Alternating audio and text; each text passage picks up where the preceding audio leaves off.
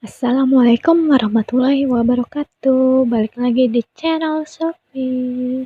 Hai guys, kali ini gua akan menampilkan sebuah podcast. Bukan sebuah apa ya namanya visualisasi muka. Nanti kalau selalu menampilkan visualisasi muka kalian lah jatuh cinta lagi. Gak ada yang bercanda.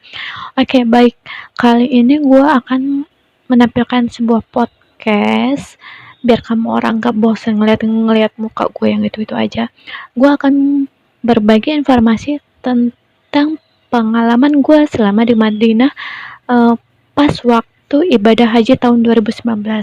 Ingat ya guys, gue bukannya mau pamer, bukannya mau ria, tapi gue hanya ingin membagikan sebuah informasi yang bermanfaat. Siapa tahu orang tua kalian, nenek, kakek, pak de, bude, om, tante, pak le, bule, ataupun bahkan kalian yang akan melaksanakan ibadah haji tahun 2020 atau tahun 2021 ya. Walaupun ada kabar duka sedikit sih ya tentang ibadah haji itu untuk tahun ini ditunda karena ada wabah COVID-19 ini ya.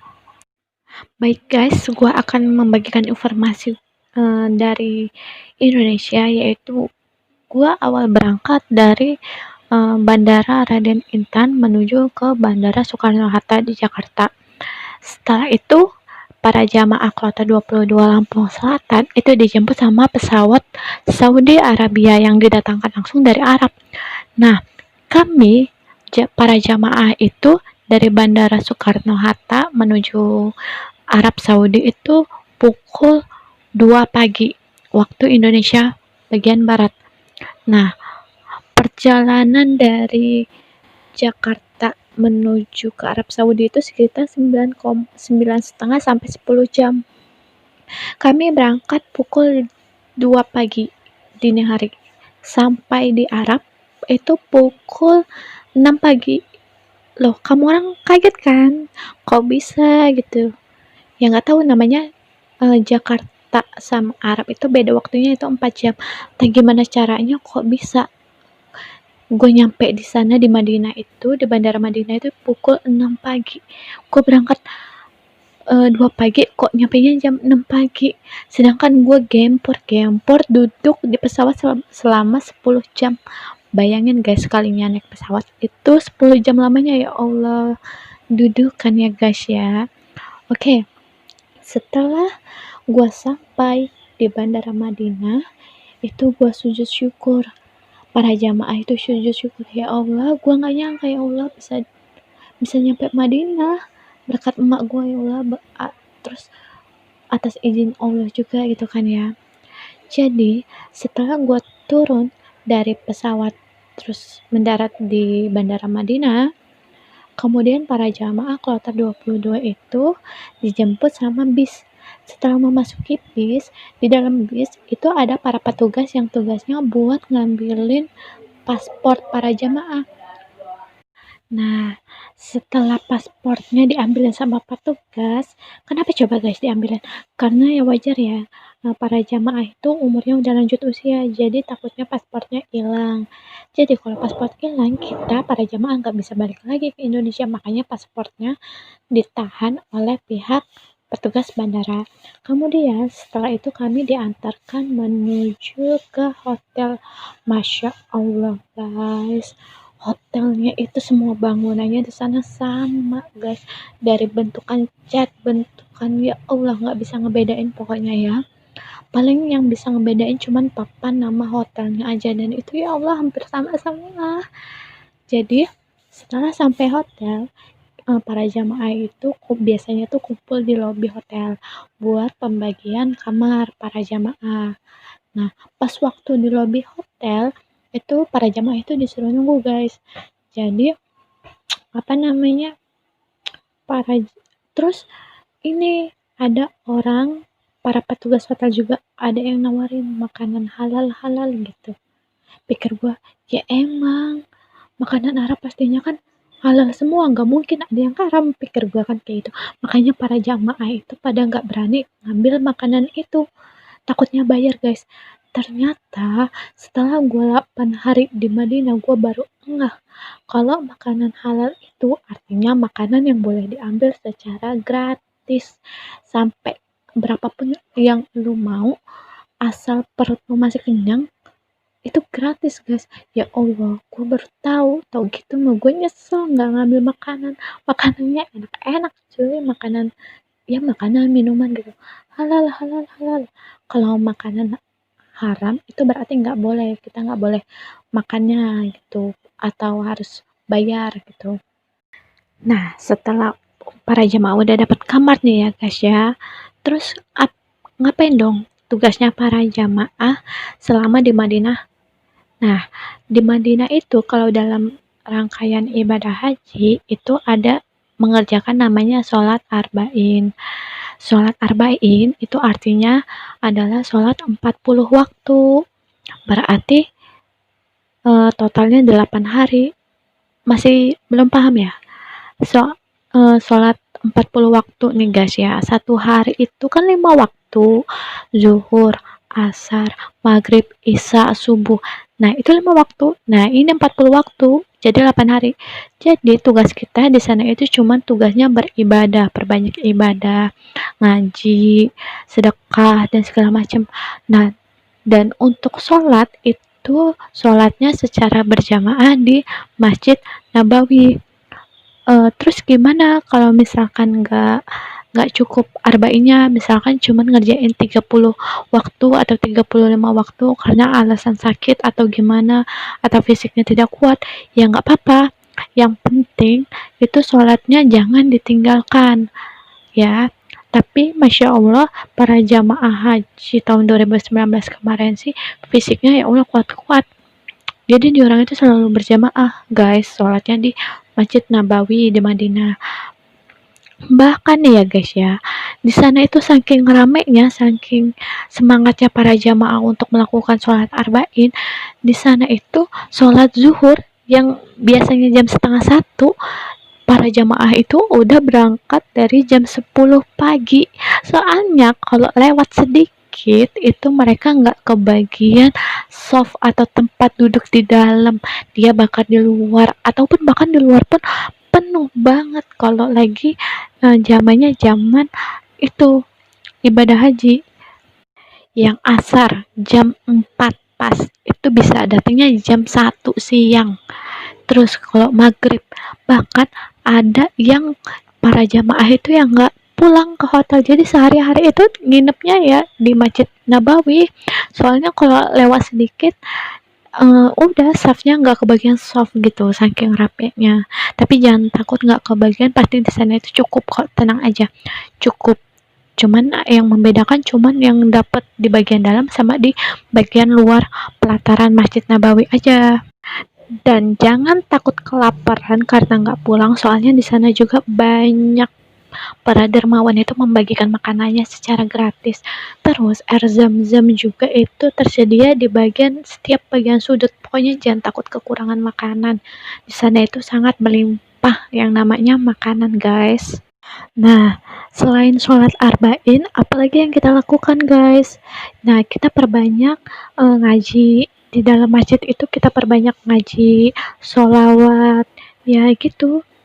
Terus guys, di sana kita pasti menemukan banyak orang-orang yang tata cara sholatnya berbeda dengan Indonesia. Pokoknya banyak deh. Ada yang sholatnya sambil ngelirik kanan kiri. Banyak pokoknya di sana itu ketemu sama orang Afrika, orang-orang kulit hitam, orang kulit putih. Banyak guys. Jadi ternyata tata cara sholat di dunia itu pokoknya banyak banget ragamnya, sampai gue pun heran ternyata yang pakai mukena itu adalah ciri khasnya orang Indonesia guys. Di sana orang-orang muslim itu ya udah kayak pakaian sehari-hari gitu, yang penting menutup aurat, dia nggak pakai mukena gitu nggak apa-apa juga asal tertutup. Tapi bahkan ada juga yang rambutnya masih kelihatan, itu tata cara pakai jilbabnya juga ada ya, pokoknya beragam pokoknya. Kalau udah sampai sana itu segala sesuatunya beragam. Dan di sana juga guys, sifat-sifat orang itu yang berbeda-beda. Jadi pokoknya kita itu di sana tahan emosi, pokoknya harus kudu sabar, nggak boleh marah-marah. Soalnya ternyata berdasarkan pengalaman gua, orang kulit hitam dan orang kulit putih itu nggak selamanya dia jahat, nggak selamanya dia baik. Contohnya orang kulit hitam, ada juga yang jahat, ada juga yang baik guys, beneran aja. Terus orang kulit putih juga, orang Asia itu ada yang jahat, ada yang baik.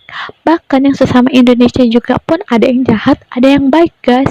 Padahal sama-sama dari Indonesia, ya Allah. Pokoknya saran gue di sana itu eh, jangan terbawa emosi.